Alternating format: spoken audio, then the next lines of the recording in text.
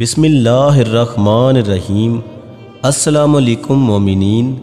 جب اسے امام مظلوم امام حسین علیہ السلام کی شہادت کی خبر ملی تو پتھر پر اپنے سر کو مارنے لگا اور اس قدر زخمی ہوا کہ خون سے لہو لہان ہو کر بے ہوش ہو گیا۔ وہ اس وقت قید میں تھا۔ وہ افسوس کرنے لگا کہ اپنے امام کی مدد کے لیے کربلا نہ پہنچ سکا۔ انہوں نے یہ قسم کھائی کہ جس دن بھی وہ قید سے رہا ہو کر باہر نکلے گا، بحکم خدا تمام قاتلین حسین اور یزیدیوں کو اس طرح قتل کرے گا کہ لوگوں کو بخت نصر کا قتل یاد آ جائے گا۔ یہ شخص کون تھا؟ امام حسین علیہ السلام سے اس کا کیا تعلق تھا؟ اس ویڈیو میں ہم اس تاریخی شخصیت کے بارے میں جانیں گے۔ غم حسین میں ڈوبا ہوا یہ مجاہد مختار سقفی کے نام سے جانا جاتا ہے، جس نے امام حسین علیہ السلام کے قاتلوں کو موت کے گھاٹ اتار کر مسلمانوں کے کلیجوں کو ٹھنڈک پہنچائی تھی۔ جناب مختار کہا کرتے تھے، خدا کی قسم اگر حسین ابن علی کے قصاص میں قریش کے 2/3 حصے بھی قتل کر دیے جائیں تو امام علیہ السلام پر جو ظلم ہوئے وہ 1 انگلی کے برابر بھی نہیں ہوگا۔ جناب مختار کا پورا نام مختار ابن ابو عبیدہ سقفی تھا۔ ان کے والد ابو عبیدہ نبی صلی اللہ علیہ وآلہ وسلم کے جلیل القدر صحابہ میں شامل تھے۔ جناب مختار کا تعلق عرب کے مشہور و معروف قبیلہ بنو ثقیف سے تھا۔ جناب مختار کو لوگ کسان کہا کرتے تھے۔ روایتوں کے مطابق امام علی علیہ السلام نے ایک دفعہ جناب مختار کو اپنے زانوں پر بٹھایا اور انہیں قیس کہا تھا، تب سے لوگ انہیں کسان کہا کرتے تھے۔ بچپن سے ہی جناب مختار کو میدان جنگ میں جانے کا بہت شوق تھا۔ جب جناب مختار 13 سال کے تھے، اس وقت مسلمانوں اور فارسیوں کے درمیان جنگ قادسیہ لڑی گئی تھی۔ وہ اس جنگ میں شریک ہونا چاہتے تھے، لیکن کم عمر ہونے کی وجہ سے ان کے چچا سعد بن مسعود نے انہیں اس جہاد میں شریک ہونے کی اجازت نہیں دی تھی۔ اس جنگ میں جناب مختار کے والد اور بھائی شہید ہو گئے۔ حضرت مختار نوجوانی سے ہی نبی صلی اللہ علیہ وآلہ وسلم کی آل و اولاد اور اہل بیت سے نہایت ہی عقیدت و محبت رکھتے تھے۔ جب یزید بن معاویہ تخت نشین ہوا، اس وقت مختار کوفے میں تھا۔ جب انہیں خبر ملی کہ امام حسین علیہ السلام نے یزید کے ہاتھوں پر بیعت کرنے سے انکار کر دیا ہے تو اس نے امام حسین علیہ السلام سے رابطہ کیا اور کوفہ و بصرہ کے لوگوں کو اس بات پر آمادہ کیا کہ وہ امام حسین علیہ السلام کے ساتھ مل کر بنو امیہ کی حکومت کا تحتہ پلٹ دیں، کیونکہ امام علی مقام دنیا و آخرت کے امام اور مسلمانوں کے رہنما ہیں۔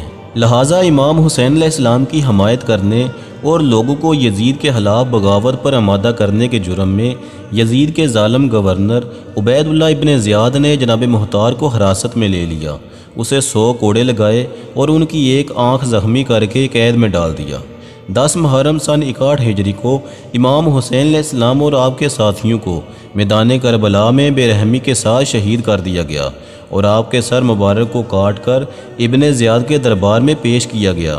ابن زیاد کے حکم سے جناب مختار کو امام حسین علیہ السلام کے سر کو دکھانے کے لیے دربار میں بلایا گیا۔ جناب مختار نے جب امام حسین علیہ السلام کے سر کو دیکھا تو بہت گریہ وزاری کرنے لگا۔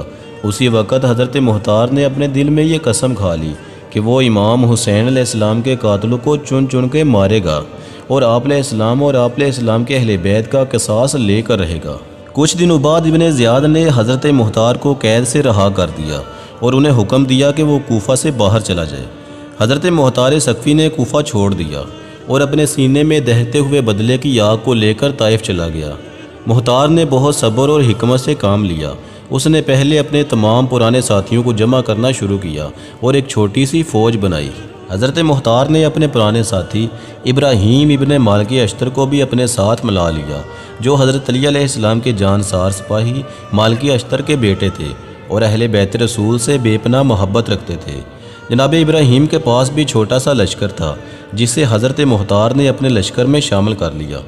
اس کے بعد حضرت مختار نے اجمیوں، ایرانیوں اور موالیوں کو بھی اپنی فوج میں شامل ہونے کی دعوت دی۔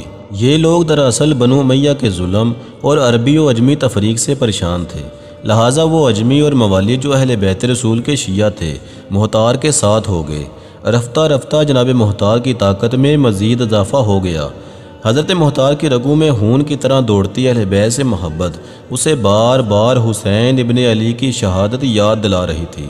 اب حضرت مختار قیام کے لیے تیار تھے۔ جناب مختار نے اللہ رب العزت کی بارگاہ میں دعا کی کہ اسے تب تک موت نہ آئے جب تک وہ ایک ایک یزیدیوں کو قتل کر کے ان کے ناپاک وجود سے اس زمین کو پاک نہ کر دے۔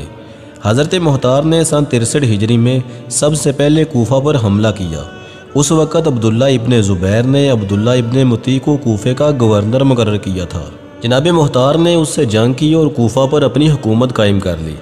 66 ہجری میں جناب مختار نے اعلان کیا کہ وہ امام حسین علیہ السلام اور آپ کے صحابہ کے خون کا بدلہ لے گا، لہٰذا کوفہ کے شیعہ بھی حضرت مختار کے ساتھ ہو گئے۔ امیر مختار نے اپنے دربار میں ایک شخص کو مقرر کیا تھا جس نے ان لوگوں کی ایک لسٹ بنائی جو میدان کربلا میں یزیدی لشکر میں شامل تھے اور جنہوں نے امام حسین علیہ السلام کے قافلے پر حملہ کر کے انہیں شہید کیا تھا۔